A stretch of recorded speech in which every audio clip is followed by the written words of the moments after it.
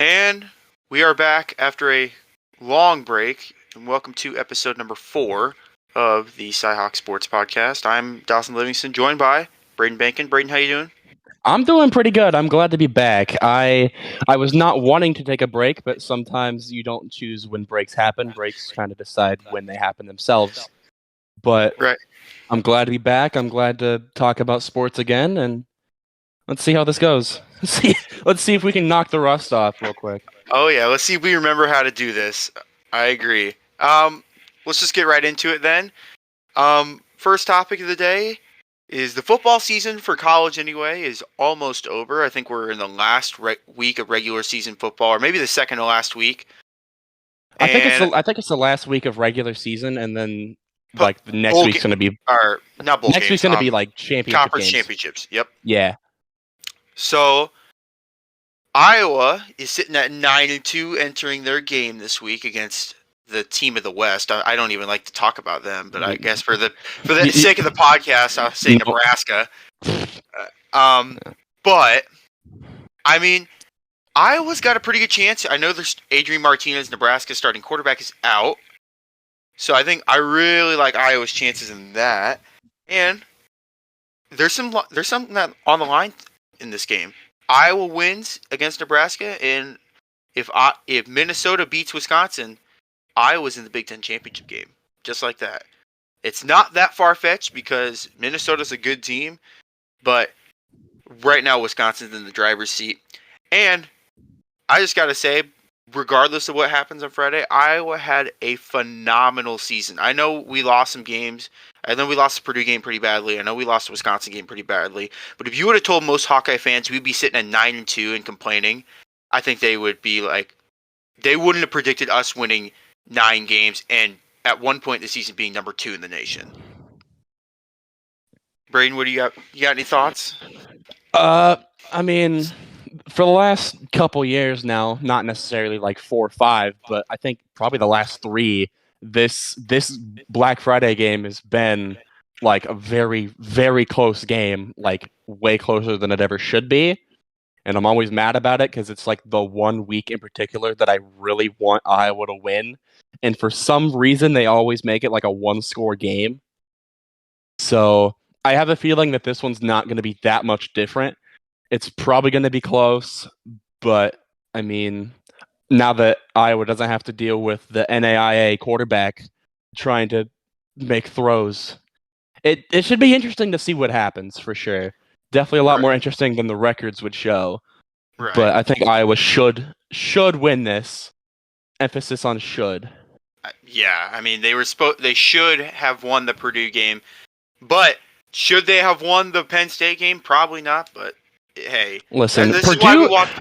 This is why Purdue we watch is an unranked team. Purdue is an unranked team can hang with the best of them, but as soon as they get ranked, I've gone out and said that Purdue being ranked at number 19 a couple weeks ago, going up against Ohio State, was just the college football committee's way of making sure that their golden goose of the Big Ten didn't get knocked out.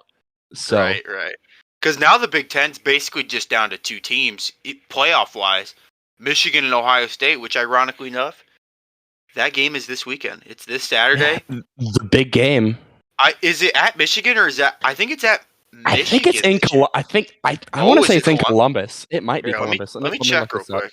I got it.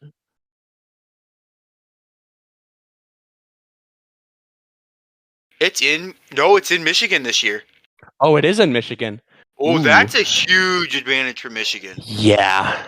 Like, I honestly, Michigan having home field is a bigger advantage for Michigan than Ohio State. If they had home field, it wouldn't be as big as an advantage for Ohio State. Yeah, Michigan's stadium is always hard to play at. I think it's, 109,000 people can fit in the stadium? I mean, it's called the Big House for a reason. But I will say, Michigan State beat Michigan, and Ohio State just absolutely pantsed Michigan on a national stage. Right. So, but you can tell with the eye test of some teams that they're just not as good as their record shows. Like, even as an Iowa fan, when we were ranked number 2 in the nation, we were not the number 2 ranked team in the nation. Like eye test, like when you're watching them, that is not the second best team in the nation. Michigan State was not the seventh best team in the nation going into that game. They were just super overlooked, or they were super overrated, not overlooked. Super overrated. They've had a great season. Kenneth Walker, if not for that last game being pretty bad for him, he probably would still be in the Heisman conversation. I don't think he's in it anymore. But yeah, probably not. Unfortunately for him, because he has proved this season, other than that last game, that he is that guy, and he will be making it to the next level. Oh, absolutely. If not in the first round, for sure in the second.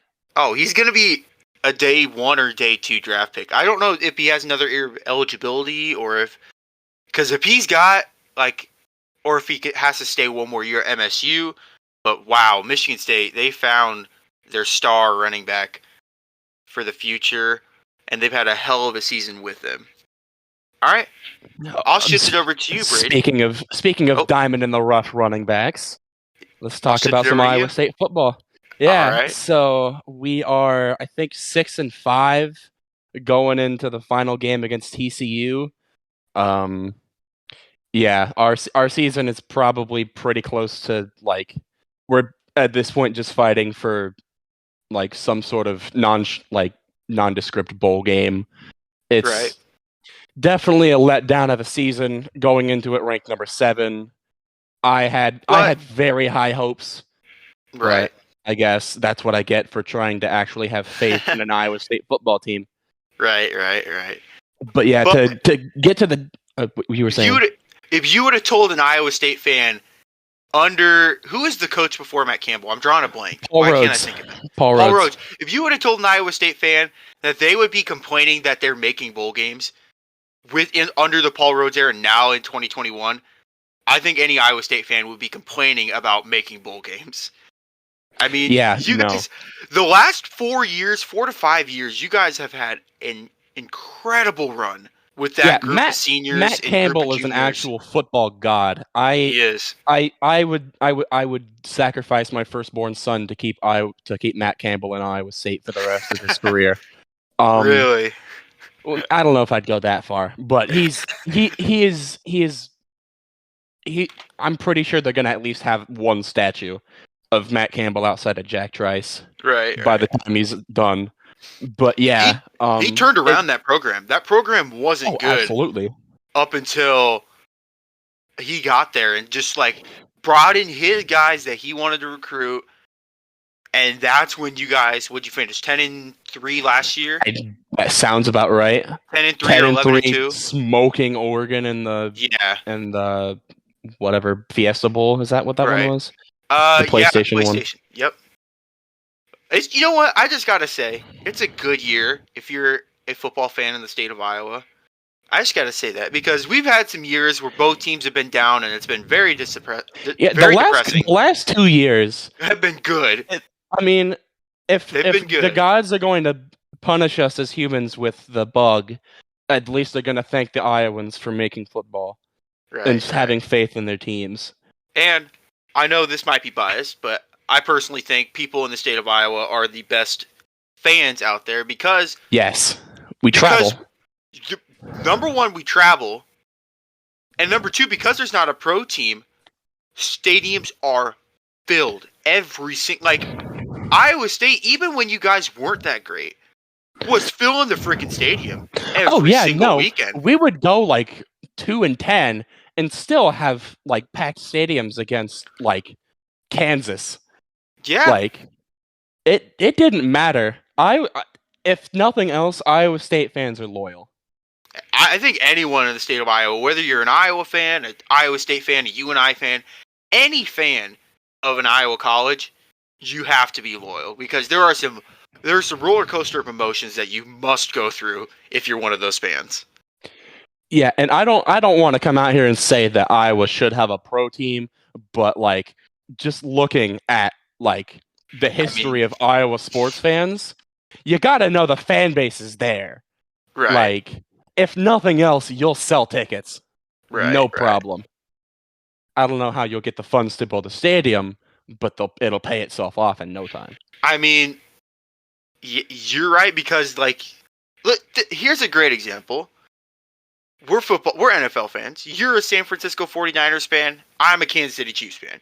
I guarantee if there was an NFL team in Iowa, I think every fan that lived in Iowa that was cheering for an out-of-state team would become a fan of that Iowa team. Oh, in a heartbeat. I don't even think that's a debate. No, not even close. I love the Niners. Don't get me wrong. I have a freaking pendant in my room that I'm staring at right now. But I would send that thing down the toilet if it meant getting the state of Iowa a pro anything team. And I'm going to be really honest. I started cheering for the Chiefs about 10 years ago because they were the closest team, like drive-wise, if we wanted to go to a game. Like Kansas City, we're like in central Iowa, so Kansas City's the closest NFL team. Minneapolis is 4 hours away. Chicago's 5 hours away. Green Bay's like 7-8 hours away. Kansas City's a 2 hour to 2.5 hour drive. So I guarantee if you brought any, whether it's an NBA team, an NFL team, any professional team, I think people would switch over and become fans. Hell, I'd watch hockey. I'd watch hockey if it meant getting a professional team. I would be invested in hockey if we got one. I know we have like minor league teams, like we have the Wolves, we have the G Cubs teams and whatnot. Yeah, but like it's not the same. It's really not. It's just not. It is not. Speaking of the Wolves going into basketball season, it is college basketball season.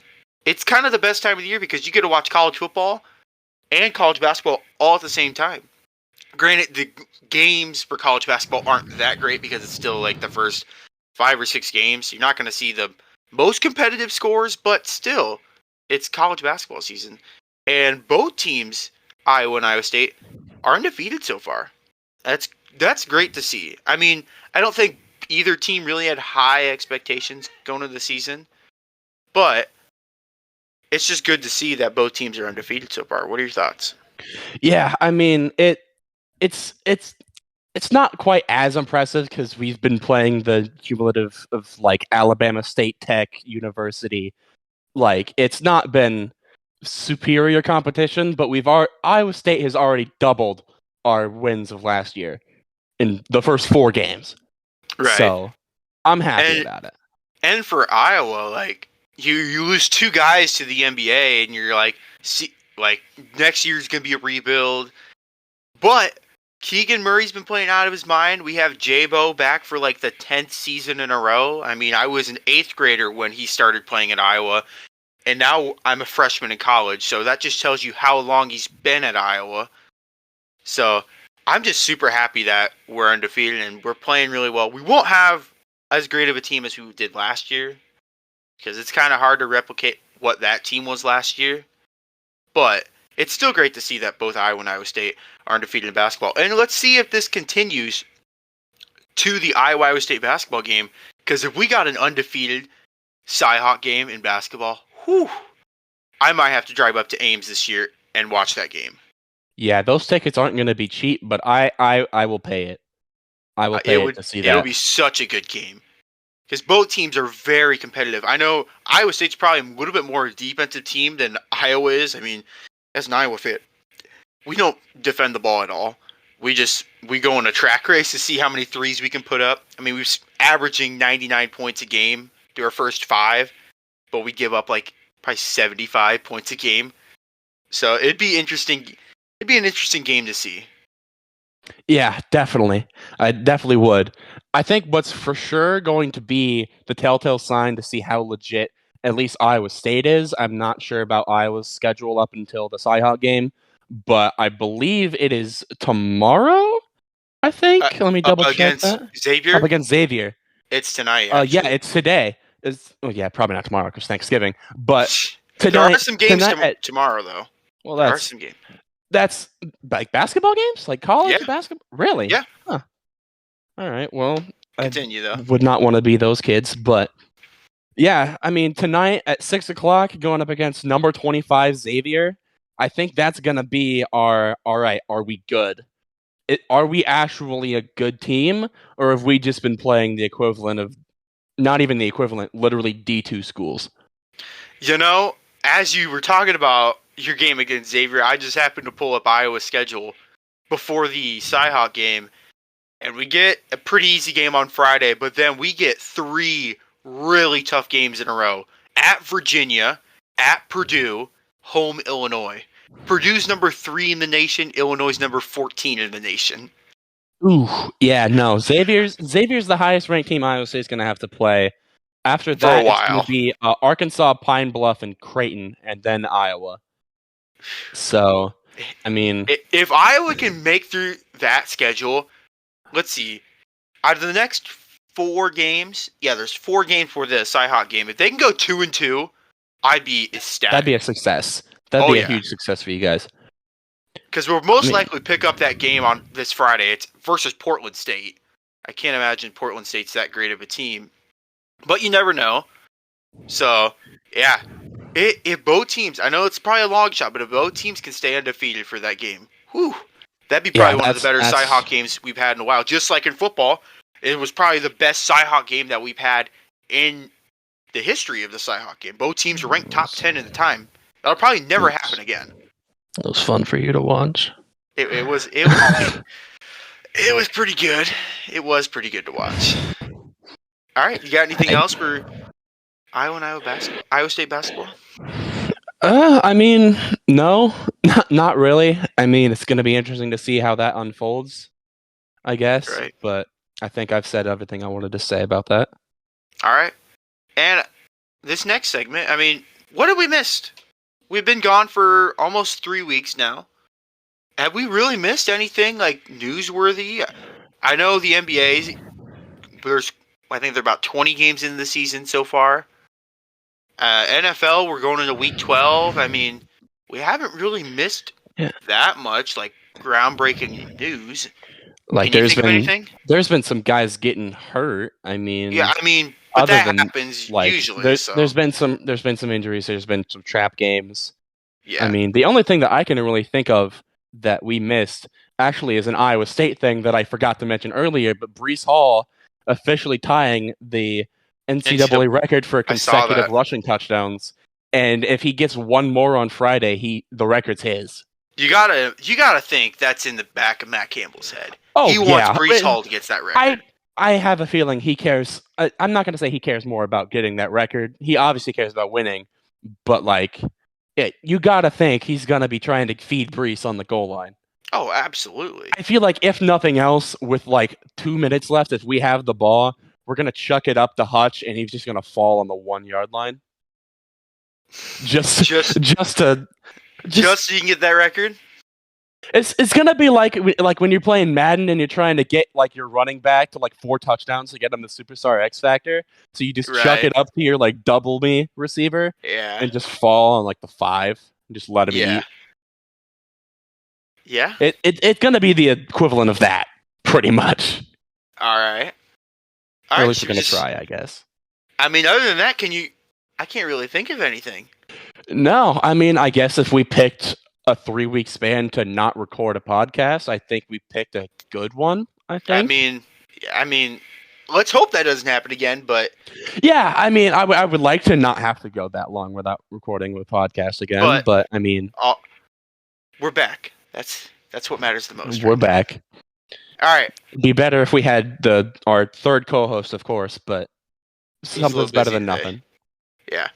All right.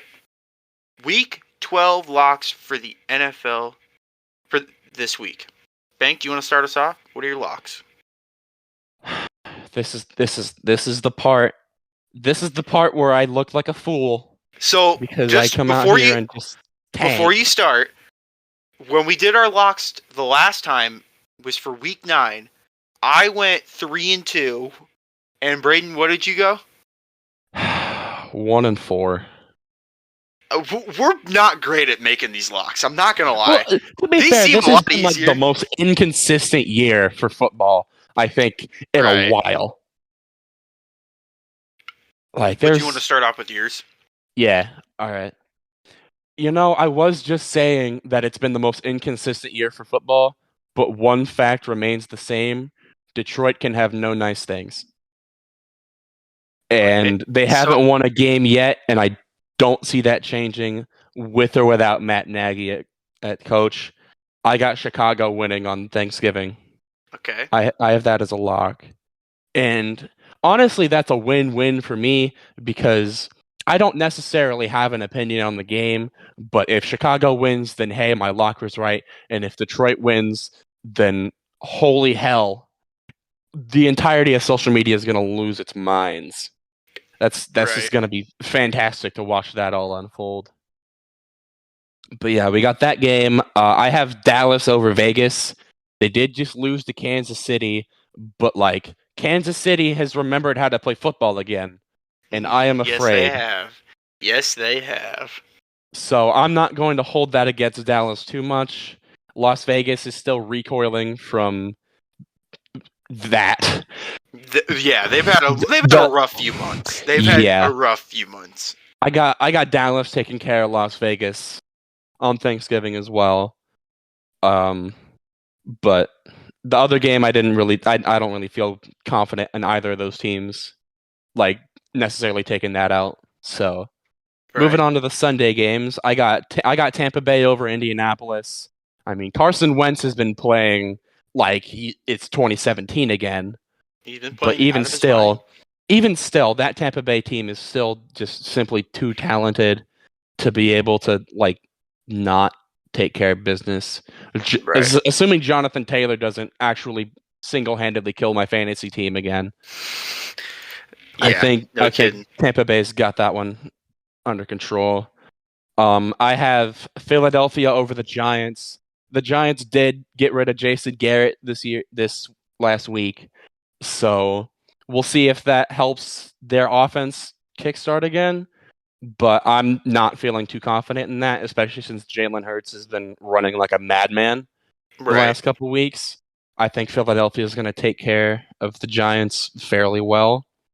And then my last lock, this could go. I'm a Niner fan through and through, and I've seen uh, Minnesota since we're in that market. They don't win games unless they are trying to stay at 500. They are currently there, so they can afford to lose one if they win next week to remain 500. I got San Francisco winning this. We're on a Okay. hot streak. Okay. I mean, the I have a nickname for Jimmy G that I don't want to say right now because I don't know how long I'll be able to stay on the podcast, or at least we're going to be able to keep this up. But Right. if you know, you If you know. know, you know. He's I think he is the highest. He's since week 8. He's had the highest QB efficiency or something like that rating. Whatever the Right. number. I don't know. I don't work for PFF, Yeah. but he's been playing like he's pissed, but not quite pissed off Aaron Rodgers, but Yeah, that's different. That's a different pissed off breed. Italian man. Yeah, that's no kidding. He's been playing good. Our defense has been playing really good. I got faith. Niner faithful is going to take care of this one against Minnesota, and Okay. that's my 5. All right. You know what? I like that 5. I like that 5. Mine, I got actually. Now that I look at it, some of mine are the same. Some of mine aren't. I'll start with my first one. I have the Eagles over the Giants. Eagles are playing really well ever since they started running the ball way more. I mean, Jalen Hurts had 3 rushing touchdowns last week against the best rushing defense in the league. Like I said, running like yeah. a madman. He's been playing out of his mind. Thank you, Jalen Hurts. I drafted you in one of the last rounds of my fantasy league. You've led me to a 10-1 record so far. I must thank you so much. Just guess who's the bum that benched him last week? Yeah, the other guy on the podcast today. My other lock is New England over Tennessee. Really? Tennessee laid a goose egg last week. An absolute goose egg. They threw 4 interceptions to the Texans. I mean, trap games happen, though, man. This isn't a trap game, though. New England is for real. I really do think so. They're on a 5-game win streak, which is the longest in the NFL. They don't turn the ball over, and their defense is phenomenal. It's probably one of the better defenses, probably top 5 defense in the league. Tennessee, again, they're still without Derrick Henry. Julio, I don't know if he's been healthy. I haven't really checked on about the Titans recently. He's on IR, I'm pretty sure. Okay, so he's not playing. No. Brown hasn't been playing exceptional football, and they just cut one of their good running backs, Adrian Peterson. So I just can't see a world where the Patriots don't beat the Titans. My next one is a Thanksgiving Day game. It's Buffalo over New Orleans. Okay. As much as I love to see Trevor Siemian out there, because I just think it's awesome when backup quarterbacks win, this Trevor Siemian experiment has not worked. They are not good with Trevor Siemian at the helm. I think this goes to show how valuable Jameis Winston was to their team. And I think Buffalo, after a blowout loss last week at home, comes out and just throttles the Saints. My next one, I have the Rams over Green Bay. In Green Bay. I know that this is probably my second boldest one. My boldest one I saved for last. I picked this one. The Rams haven't played well in the last 2 weeks, but they're coming off a bye. Green Bay, Aaron Rodgers has a broken toe from what I just checked Twitter like an hour ago. He's got a broken toe that he's been dealing with. And Aaron Jones is Aaron Jones still out, I think? I'm not sure. Lost one of their better offensive linemen in Elton Jenkins. I think they're still without Jair Alexander. They're still without some of their players. There's only so much you can do if you're Green Bay with all those guys out.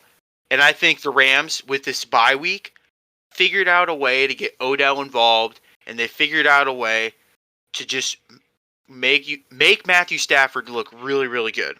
So I have the Rams over the Packers. And then this is my boldest one yet. It is a Thanksgiving Day game. Lions Nation, I'm picking Detroit. Wow. I'm picking the Detroit Lions to get their first win of the season. This is my boldest one by far. But the Lions, they played like almost all their games really, really close. Chicago is on the longest losing streak in the league, I believe. I mean, Detroit, technically it should be Detroit, but Detroit tied a few weeks ago, so they don't have the losing streak anymore. Chicago hasn't been playing well. Plus, I think they're starting Andy Dalton. I mean, I don't really believe in Andy Dalton that much. I'm going to keep it really honest. And I think Detroit finally breaks the ice, and they finally get their first win of the season tomorrow on Thanksgiving in Ford Field. Those are my Week 12 locks. Wow. Okay. Yeah. Some of them are bold, some of them are pretty easy gimmies. But I always like to be a little bit bold with my picks. Hey, you have to be. That's what brings in clicks. Because if it works, I look like a genius. If it works, you look like a god. If it works, somebody's clipping this and sending it to Boiling Hot Takes. That's exactly. So yeah, those are Week 12 locks. But then the danger of that is that if the Bears end up absolutely murdering the Lions on national television. You got to think, though, it's the Lions. So, like, even if they do lose, it's kind of expected. But if they win, like you said, when you were talking about your locks, Twitter will just go crazy. Social media will go crazy if the Lions got their first win. Oh, yeah. It's going to be a fiesta to see. I feel like this game was a win-win for me because if Detroit wins, my lock looks right. If they lose, then it's not the worst take in the world. Win or lose, Matt Nagy's still gone, though. Can we agree on that?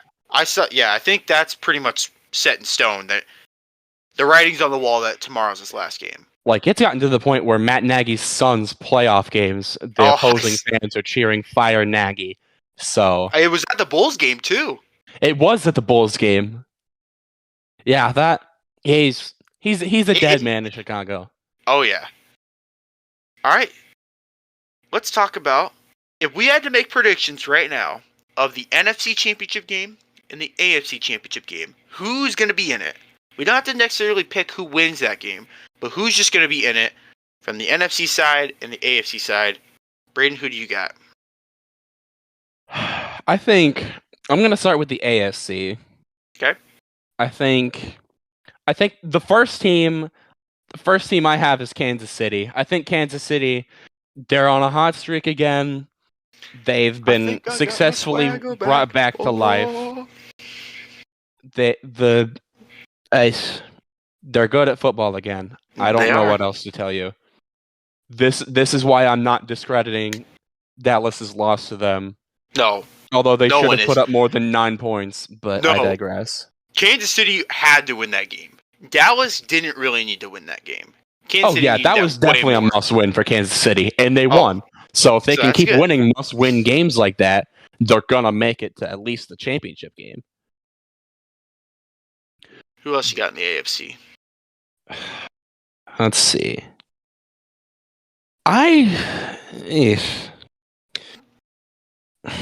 This is a toughie, and also possibly a pretty hot take, quite potentially.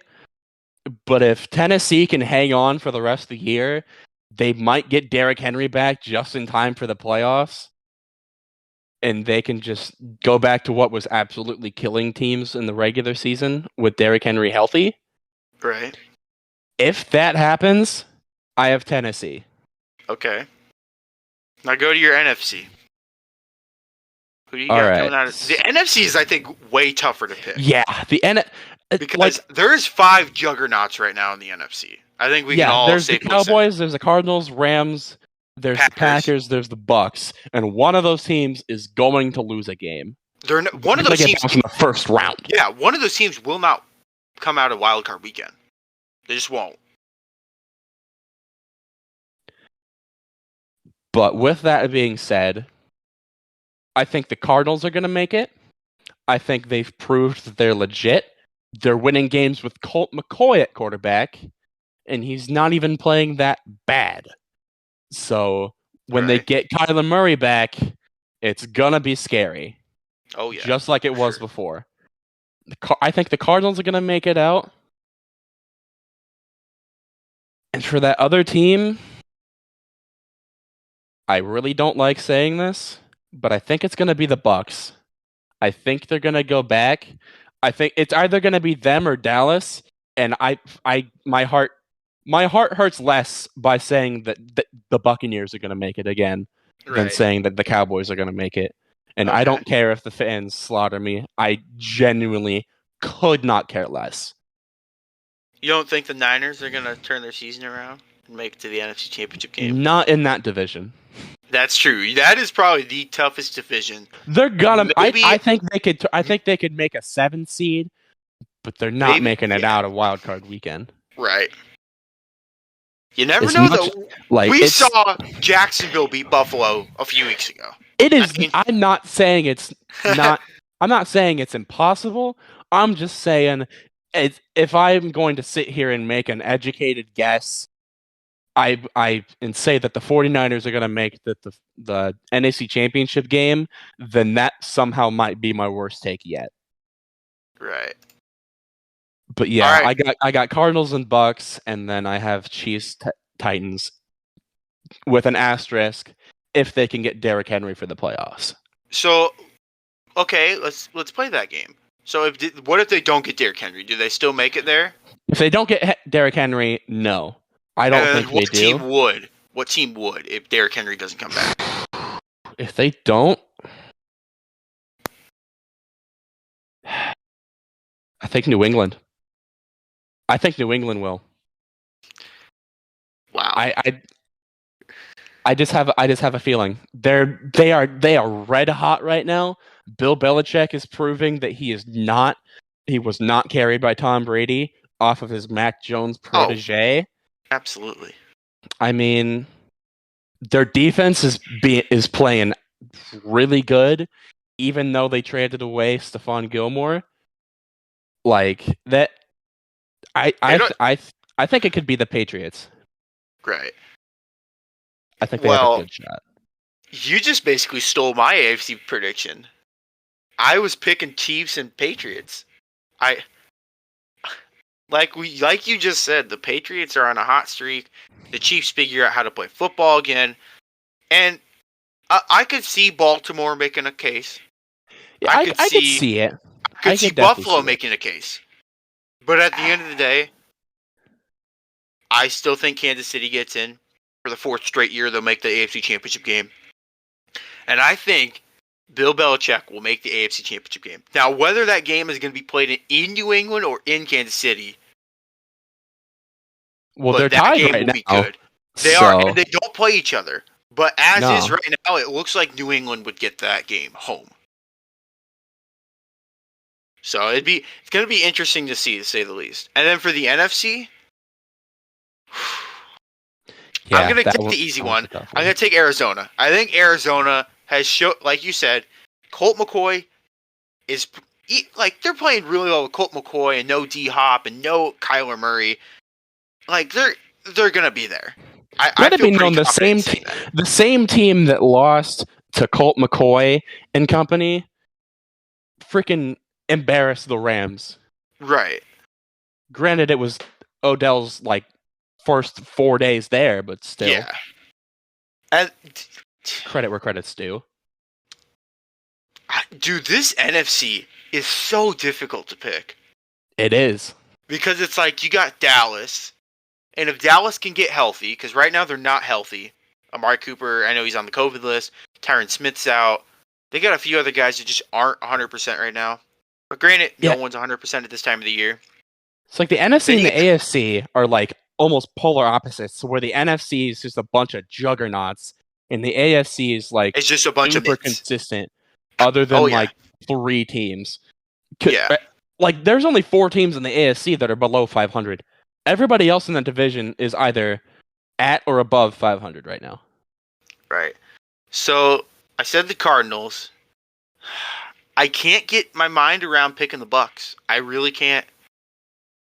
I think we're going to get a division showdown. I think the Rams. I really do. I think give the Rams some time. Is that even possible? Is that even possible to have say the Cardinals get the 1 seed and the Rams get the 5 seed? Is that even possible for the trees to match up like that?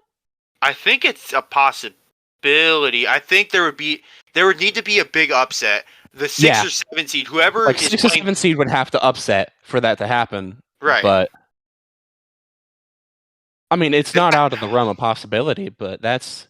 Now that I think about it, that's probably not the smartest pick. I don't know if that's actually going to happen. I'll say Green Bay. I really think Green Bay. Their defense is playing really, really well. They held... What did I see the stat? Russell Wilson, Patrick Mahomes, and... Oh, God, what was the last quarterback they just played?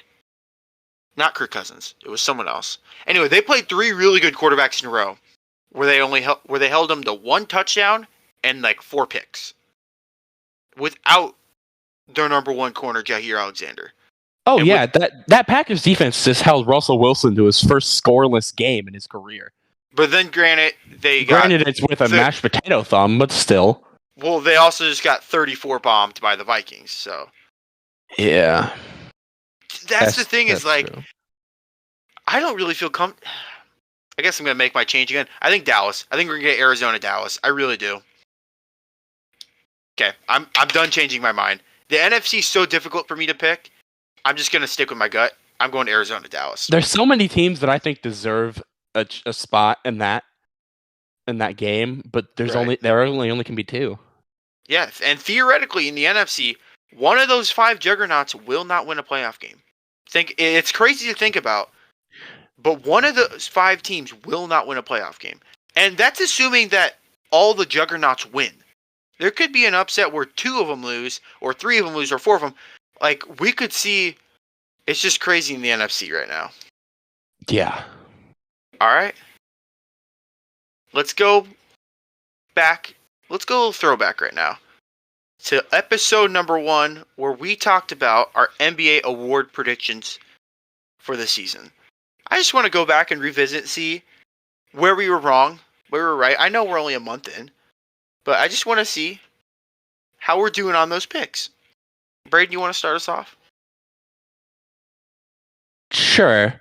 So for my MVP, I had Kevin Durant, which that's not looking like a bad pick right now. I would say that's a pretty good pick. It's not looking like I wouldn't say the greatest pick, but it's definitely not bad.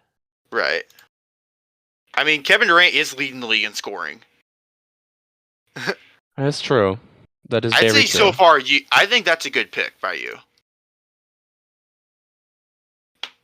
Okay. But yeah, I had that, and then the Nets was the number one seed in the East, so definitely a possibility there. Sixth man of the year, I had Tyrese Halliburton or Derrick Rose, depending on if Tyrese was on the bench or not. Let me see how they're doing. So honestly, I haven't watched enough Kings game to actually know. Yeah, neither have I. So, but I mean, I would assume he's doing okay. I think last game he kind of got locked up, but other than that, had 12 points. He's averaging 12 points this season. Okay, so not great. Yeah, last week, actually 2 days ago against Philadelphia, he had 0 points in 33 minutes. So he's kind of had a slight regression this year. Yeah, def a little bit.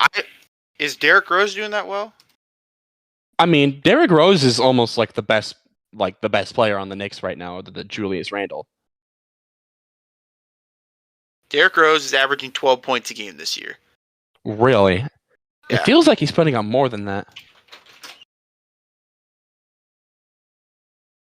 Okay, so maybe not solid sluggers for those picks right now. Right. But I mean, that's the thing. Like, that's why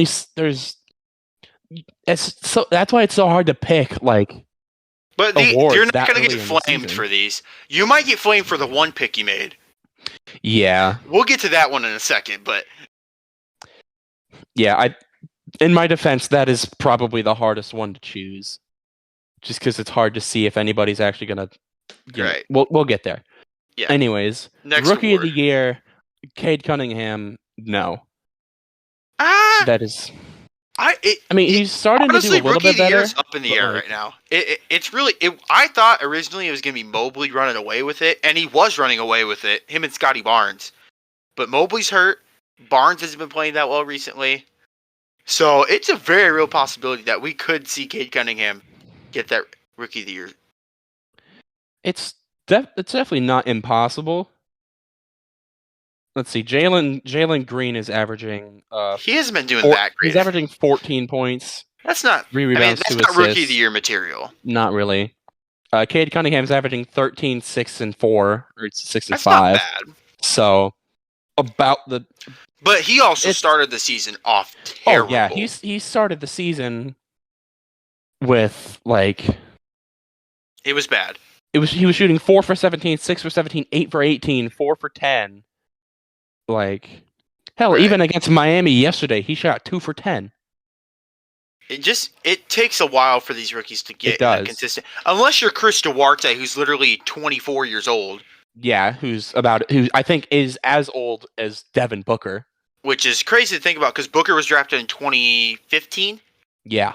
And Duarte was drafted this year, so continue. But yeah, there's that. Coach of the Year, I had Mike Budenholzer. I really went Bucks heavy from here on out. You can definitely see I've living with a Bucks fan has not exactly been good for my sports takes. But in defense of the Bucks, a lot of their starters have been missing a lot of time. Right. So they are a lot better than the record shows right now. Yep. So that I'm not going to call myself a dummy for that one yet. No.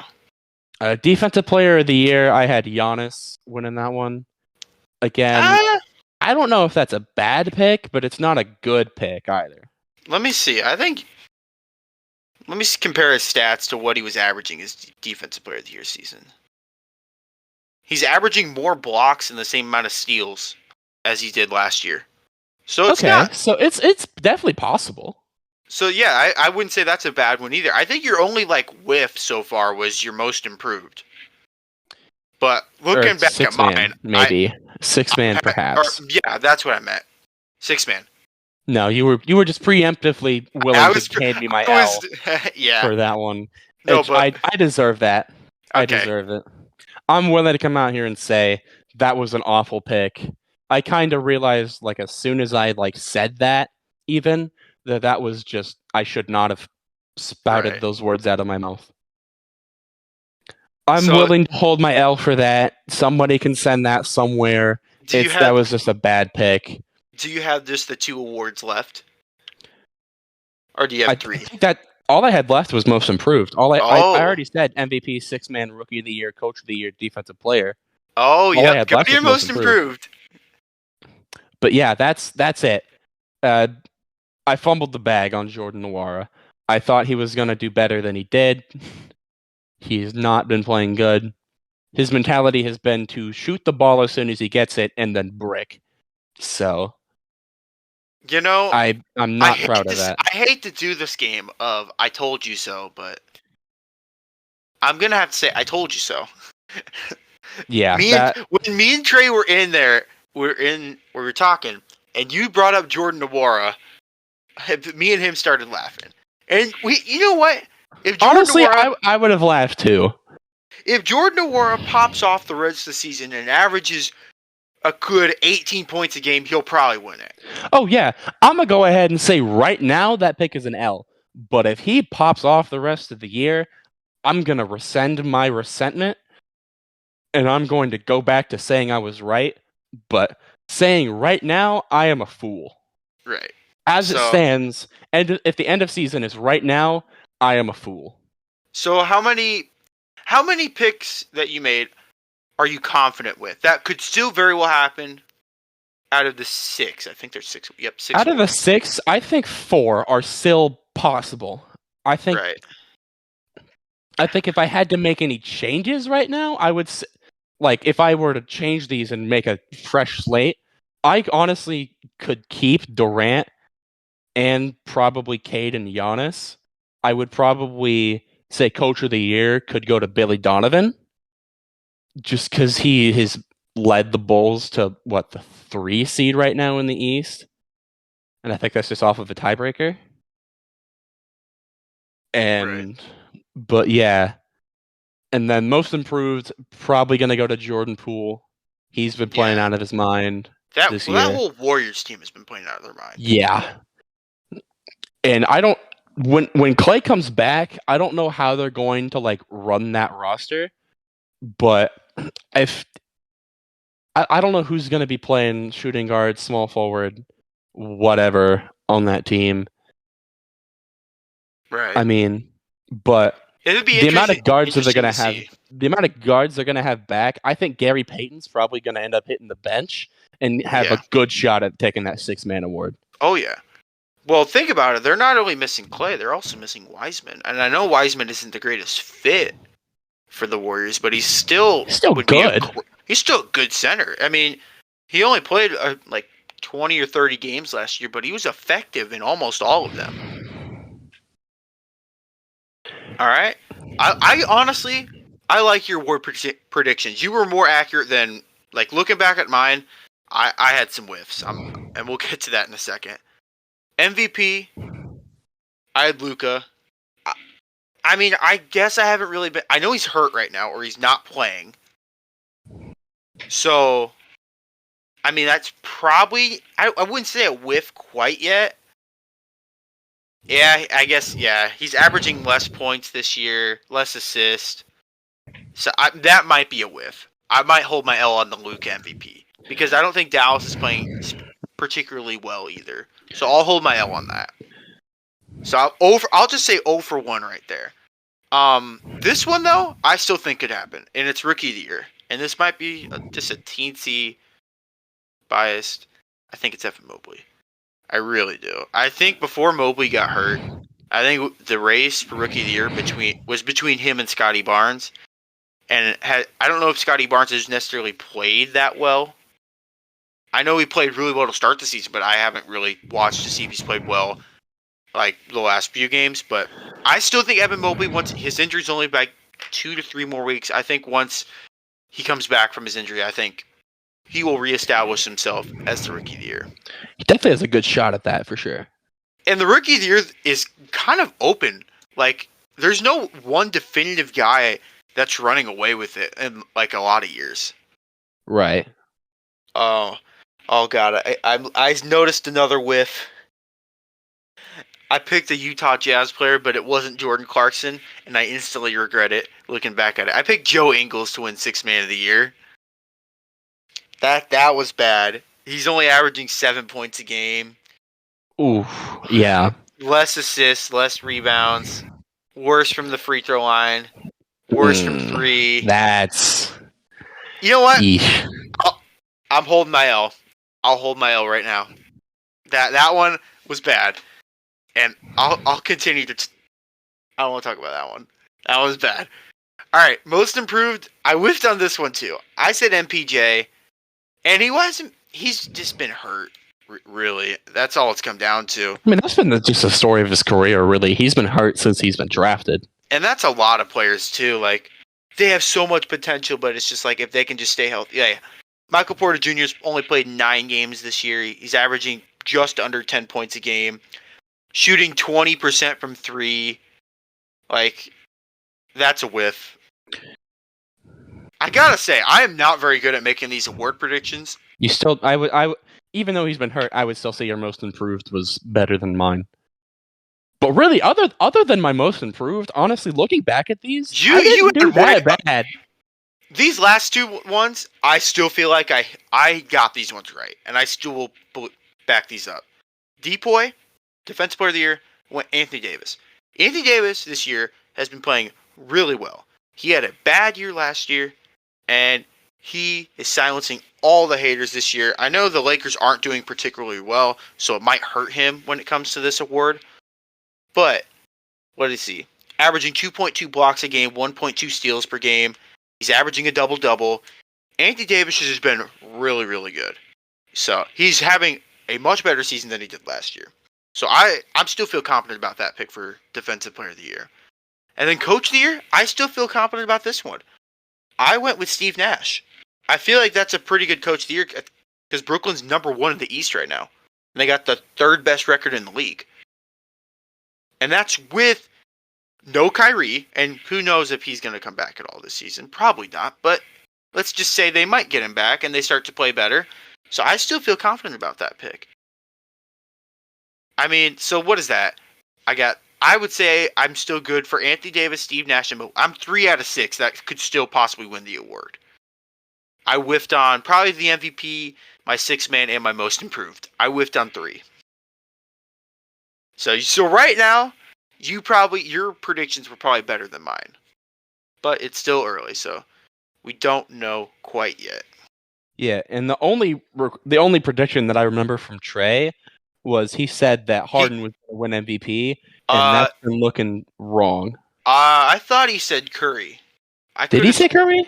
And Curry right now deserves like he should. He's playing like he should win MVP. Yeah, if he said Curry, then yeah. But I thought he said Harden.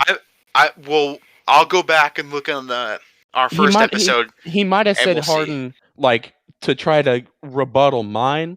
Yeah, but I'll go back and watch episode 1 just to see because we both could be right. But I'll just go back and watch, and we will have to see. Do you have anything else you want to add? Just about the NBA season so far. I mean, we're about 20 games in. We're coming up on Thanksgiving break. I mean, anything you want to add? I mean, my Cavs, I got to put this out there. I'm a Cavs fan. And I took a screenshot of us sitting 4th in the East about a week and a half ago. And I sent it to Braden. We were 8-5, sitting 4th. Ever since that screenshot, we're 1-4. This team, it makes me so angry. We've had the worst luck this year with injuries. And I know a lot of teams can say that. But when you lose your Rookie of the Year candidate, your best player, and you've had 3 guys on the Kobe list, and you're missing your star tonight, and you're starting guys like Rubio and Ed Davis, I think that's Ricky Rubio did good against New York. Granted, Ricky Rubio's been playing out of his mind this year.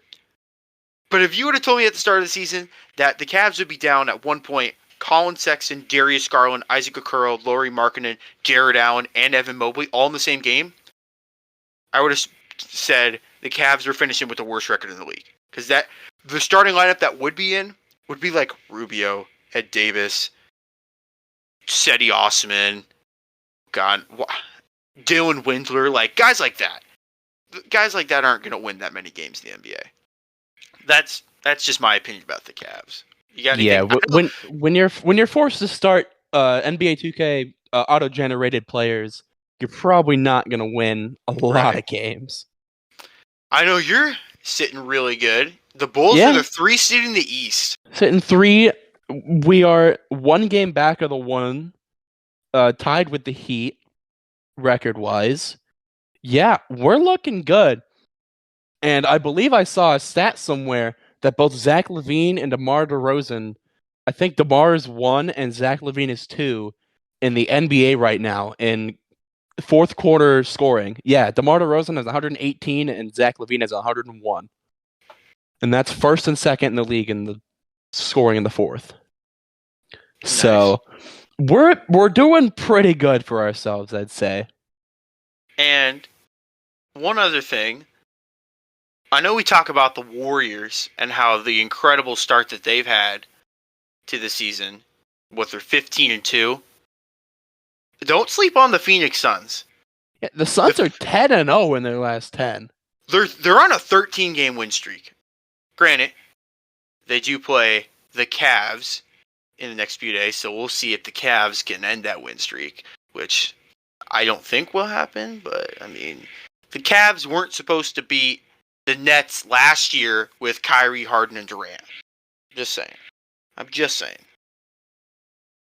I mean, there's been some interesting teams this year that have been playing really well that you wouldn't think so, and teams that you thought would be playing well just haven't been playing well at all. Like, the Lakers are currently out of the playoff picture. They're in the play-in tournament as of right now, but they're just not playing good. What else? Looking. The Jazz have been pretty good like they were last year. The Wizards, they're 4th in the East right now. They're 11-6. Yeah, the Wizards are playing surprisingly good with Kyle Kuzma and Spencer Dinwiddie instead of Russell Westbrook. And the Lakers are suffering without Kyle Kuzma. So and Trez. Yeah. Trez, if they could go back, they don't make that Westbrook trade, and they make the trade for Buddy Hield. And they're way, way better right now. Because then you can run LeBron at the 1, Hield at the 2, Carmelo at the 3, someone else at the 4, and Davis at the 5. And that is good. You could maybe even run AD at the 4, start Dwight, maybe. You could. But if then you really wanted to play big. Yeah. Yeah, that's true. If you wanted to play big, you could throw Dwight at the 5. But if you want like excellent floor spacing for LeBron just to feed and get everyone involved, you put Davis at the 5. That's such Dwight a great Howard's shooting lineup. 71% from 3 this year. You know what? You got me. Fair. That's fair. That's fair. As my former stats teacher would say, that's fair. That's fair. That's fair. All right. You got anything else you would like to add, Braden, before we wrap this episode up? No, I think I've said what I wanted to say. Let's see if the Bulls can keep winning. Let's see if Evan Mobley and the entire rest of the Cavaliers roster can get healthy. We'll see if we can toss it back to 2015. Yeah, no kidding. If we get a Cavs-Bulls playoffs, this podcast will become heated. We might have to take another week off just so that way we don't kill each other. We took a week off before the Super Bowl of Niners and Chiefs. If the Cavs and Bulls made the playoffs and they had to play each other, I don't know if we'd be able to talk to each other that whole week. No, it would be a struggle to get the podcast going. We simply would not. It would be Trey and a couple of other guys he finds off the street. Yes, it would be Trey, Brian, and someone else. It would be the reverse this. Yes. Hell, I mean, I guess if we're in the playoffs, he'd probably bring in Schaefer. That's true. Could get a Trey, Brian, Schaefer playoffs going on. Oh yeah, we definitely gotta get a hold of him. Probably around January, February. Oh, for sure. Once football season's done, absolutely. Yeah, I totally agree with you. Definitely. All right, do you got anything else to add before we end it? I think it was a great episode. We apologize for the 3-week break that we took. But yeah, it's like as soon as we get some momentum going, we go ahead and just we just go ahead and just disappear. Yeah. But we're And back. We're gonna yeah. try not to disappear, and maybe next time we might have our third. Yeah, it's kind of hard to get this everyone to get involved because we're all in school right now, and we're all involved in a lot of things. It's hard to find times to get everyone together. So if we do go on breaks, just understand that it's tough for us. It's not because we don't want to record. No, we love sitting down and making content. It's just life happens sometimes. Yeah, like sometimes you just gotta live it. It was tough to get a time today. We couldn't even get our third member, Trey, to get on because he's out doing stuff. So it's hard to get everyone together because we're all involved and we're all in school right now. So just know we're not trying to skip out on making episodes. No, we're never. Well, I wouldn't say never, but we're not. If we're going to take like a long break on purpose, we'll tell you guys. Oh yeah, for sure. I don't got anything else to say. We'll definitely try to be a little bit more communicative next time. Yeah. But yeah, I think I've said what I want to say. Unless you have more you want to say, I think we can call it a pod. I got one final thing I gotta say. The Chiefs are back. The Cavs are back to being mediocre to below average. That's all I wanted to say. This was episode number 4. I am Dawson Livingston. I was joined by Braden Bankin, signing off.